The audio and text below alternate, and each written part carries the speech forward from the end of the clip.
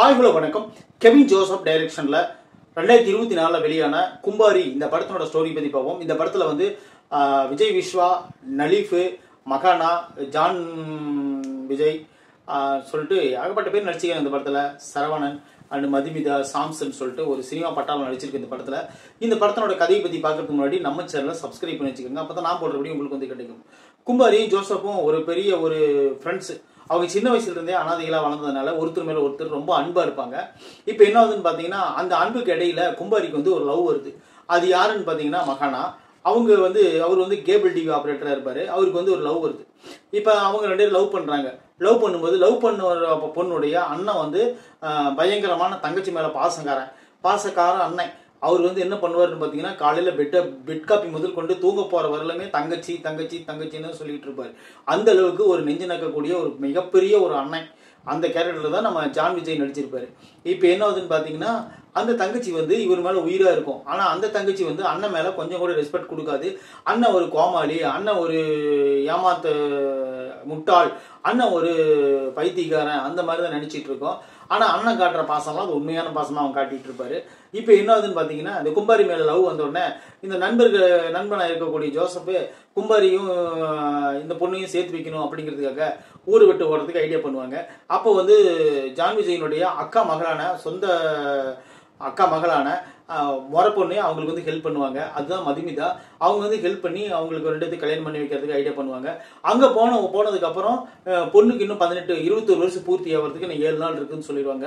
அதுக்கடையில் நடக்கக்கூடிய tragedy drama என்ன, அதுக்குள்ள இவங்க கண்டுபிடிச்சாங்களா இல்லையா அப்படிங்கிறத இந்த படத்தோட மொத்த கதை. இந்த படம் வந்து முழுக்க ஒரு காமெடிக்காக எடுக்கப்பட்ட படம். இந்த படத்துல வந்து எந்த சீன்லயுமே வந்து சென்டிமெண்ட்லாம் எதிர்பார்க்கவே முடியாது. அதாவது ஜோசப் அவ்வளவு உயிரான ஜோசப் காணாம போயிடுவார். ஒரு சீன்ல கடல்ல மீன் பிடிக்க போய் அவர் செத்துட்டாரு இறந்துட்டாருன்னு சொல்லி ஒரு கேஸ் வேற தனியாக நடந்துட்டு இருக்கோம். அதை பத்தி இந்த படத்துல எதுவுமே பேசுறதே கிடையாது. அந்த அளவுக்கு தான் இந்த படத்துல சென்டிமெண்ட் சீன்னு வச்சுக்கோங்களேன். ஆனா முழுக்க இந்த படத்துல காமெடி வச்சிருக்காங்க. சித்தப்பூவா வரக்கூடிய நம்ம சரவணன் அவருக்கு தேவையான அளவுக்கு இந்த படத்துல பண்ணியிருக்காரு காமெடி. அது போல அவங்க கூட இருக்கிற பட்டாளம் பூரா நல்லா பண்ணிக்கிறாங்க. இந்த படத்துல சொல்லியே ஆக வேண்டிய கேரக்டர் யாருன்னு பாத்தீங்கன்னா சாம்ஸ் தான் இந்த படத்தினோட காமெடிக்கு ஃபுல் உத்தரவாதம் கொடுத்திருக்காரு. அவர் பண்ற எல்லா ஒரு டைமிங் காமெடி ஆகட்டும், அவர் பண்ற பாடி லாங்குவேஜ் காமெடி ஆகட்டும், எல்லாமே சூப்பரா ஒர்க் அவுட் ஆயிருக்கு இந்த படத்துல. அந்த அளவுக்கு பண்ணுவாரு. ஜான் விஜய் கூட இருந்துகிட்டு அந்த தியேட்டர் கும்பல கூட இருந்துகிட்டு அவர் பண்ற அட்ராசிட்டி எல்லாம் உண்மையிலேயே பார்த்து ரசிக்கும்படியா இருக்குது. படத்தினோட கதை வரதை விட அவங்களோட காமெடி வரும்போது நல்லா உற்சாகமா படம் பார்க்கணும் அப்படிங்கிற அளவுக்கு தோணுது. அப்புறம் கேபிள் டிவி ஆபரேட்டரா வரக்கூடிய அந்த கும்பாரி அப்படிங்கிற கேரக்டர் நடிச்சுக்கிற ஹீரோ, அப்புறம் ஜோசப் அப்படிங்கிற அந்த கேரக்டர். ஜோசப் கேரக்டர்லாம் பெருசா எழுதப்படல.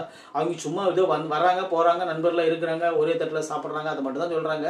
மற்றபடி அவருக்காக அவர் எதுவும் பண்ணின மாதிரியும் தெரியல, அவருக்காக எதுவும் ரொம்ப ரிஸ்க் எடுத்த மாதிரி தெரியல. சும்மா ஒரு ஃப்ரெண்ட்ஷிப் மாதிரி அந்த மாதிரி தான் ஒரு கேரக்டர் வடிவமைச்சிருக்காங்க. அது போல மதுமிதா, அப்புறம் மீறியா அந்த மதுமிதா அவங்க அம்மாவை இருக்கக்கூடிய அந்த கேரக்டரும் சரி, இன்னும் நிறைய கேரக்டர் படத்துல சுத்திட்டு இருக்காங்க.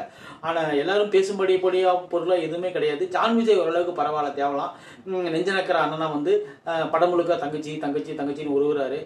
அவரையும் சில இடத்துல முட்டாளா பண்ணிட்டு கிளைமேக்ஸோட அவர் திருந்துறது கிடையாது. அப்பயும் தங்கச்சின்னு தான் இருப்பாரு.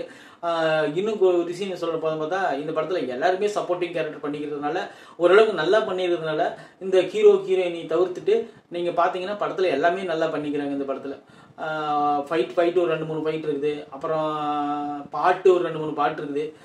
அதெல்லாம் ஒதுக்கி தள்ளிட்டு ஒரு காமெடி படமா நீங்க பாத்தீங்கன்னா இந்த படம் ஓரளவுக்கு நீங்க பார்த்து ரசிக்கும்படியான படம் தான் இது. கும்பாரி வந்து ரொம்ப மோசமான படம்லாம் இல்லை. ஒரு டைம் பார்த்து நீங்க ரசிக்கலாம். அதுக்கு நான் ஒருத்தான படம் தான் இது.